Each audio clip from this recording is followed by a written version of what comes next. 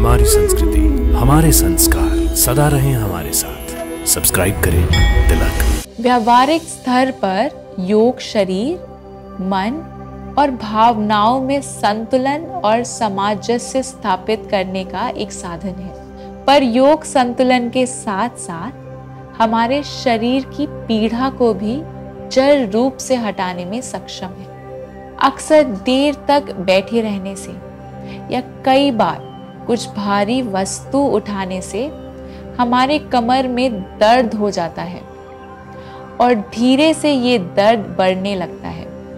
वही दर्द हमारे दिन प्रतिदिन के कार्यों में बाधा बन जाता है। तो जैसे श्री कृष्ण ने स्वयं ही कहा है, अगर हमें अपना कर्म निष्फल इच्छा से करना है तो हमें योग का अभ्यास करना पड़ेगा। तो आज हम एक ऐसे ही आसन का अभ्यास करेंगे जो आपके ऊपरी धड़ को मजबूत करेगा और हमारे रीढ़ की हड्डी को मजबूत कर कमर दर्द से निजात दिलवाने में सक्षम है। मैं बात कर रही हूँ भुजंग आसन की। हरिओम। सात्विक जीवन में आपका स्वागत है। सात्विक जीवन के इस पथ पर मैं शिवाली चैटर्जी आपके साथ हूँ।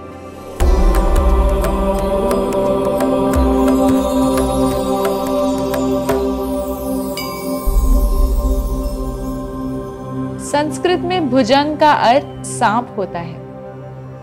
इस आसन में शरीर की आकृति फन उठाए हुए भुजंग अर्थात सर्प जैसी बनती है, इसीलिए इसको भुजंगासन या सर्पासन कहा जाता है।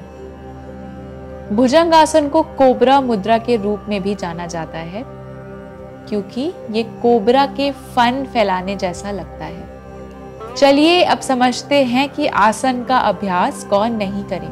भुजंगासन और पीछे झुकने वाले आसन पेप्टिक अल्सर, हर्निया और हाइपरथायरॉयडिज्म के रोगियों को किसी योग विशेषज्ञ के देखरेख में ही करना चाहिए, अन्यथा नहीं करें। गर्भवती स्त्रियों को ये आसन नहीं करना चाहिए।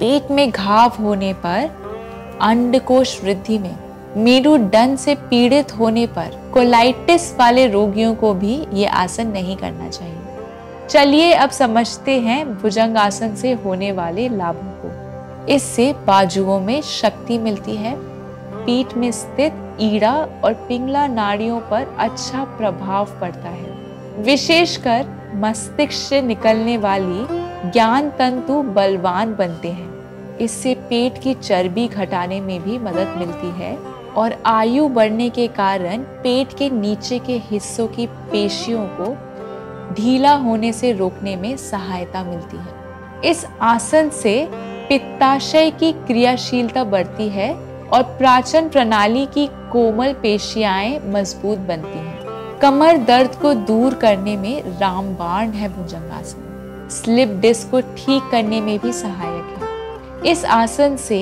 रीढ़ की हड्डी सशक्त होती है और पीठ में लचीलापन आता है। ये आसन फेफड़ों की शुद्धि के लिए बहुत ही अच्छा है और जिन लोगों को गला खराब रहने की, दमे की, पुरानी खांसी अथवा फेफड़ों संबंधी अन्य कई बीमारियां हो, उनको ये आसन करना चाहिए। अब आगे बढ़ते हुए हम भुजंग आसन का अभ्यास करेंगे। किसी समतल और साफ स्थान पर पेट के बल लेट जाएं और दोनों पैरों को एक दूसरे से मिलाते हुए बिल्कुल सीधा रखें। पैरों के तलवे ऊपर की ओर तथा पैरों के अंगूठे आपस में मिलाकर रखें। दोनों हाथों को कोहनियों से मोड़कर दोनों हथेलियों को छाती के बगल में फर्श पर टिकाकर रखें। अब गहरी सांस लेकर सिर को ऊपर उठाएं, फिर गर्दन को ऊपर की ओर उठाएं, सीने को और फिर पेट को धीरे धीरे ऊपर उठाने का प्रयास कीजिए। सिर से नाभि तक शरीर ही ऊपर उठना चाहिए ताकि नाभि के नीचे से पैरों की उंगलियों तक का भाग जमीन से समान रूप में सटा रहना चाहिए। 10 से 12 गहरी सांस तक इसी स्थिति में बने रहें। मुद्रा से बाहर आए। सांस छोड़ते हुए धीरे धीरे नीचे आए। अपने हाथों को सिर के नीचे रखें और विश्राम करें।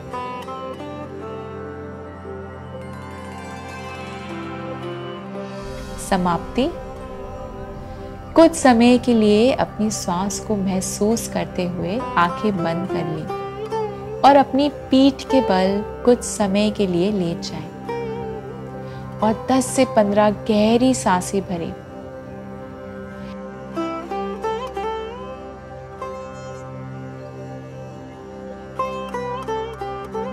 धीरे से अपनी दाहिनी ओर करवट बदलते हुए और अपने बाएं हाथ का सहारा लेते हुए सुखासन में बैठ जाएं।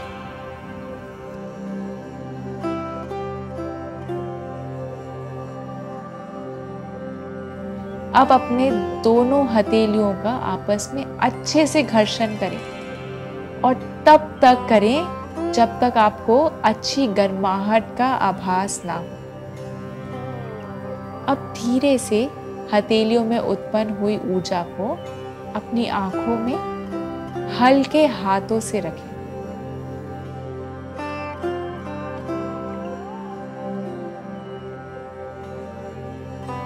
ध्यान रखें कि हथेलियों से आंखों पर कोई भी दबाव नहीं देना है।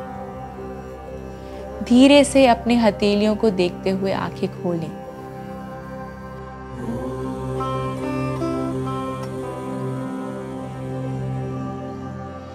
धन्यवाद। मैं आशा करती हूँ कि आप इस योग आसन को अपने व्यायाम में शामिल करेंगे और इससे होने वाले लाभ को कमेंट्स के द्वारा हमसे भी साझा करेंगे। मैं और मेरा सात्विक जीवन का परिवार फिर से योग और स्वास्थ्य से जुड़ी कुछ नई जानकारियों के साथ आपसे जल्द ही मिलेंगे।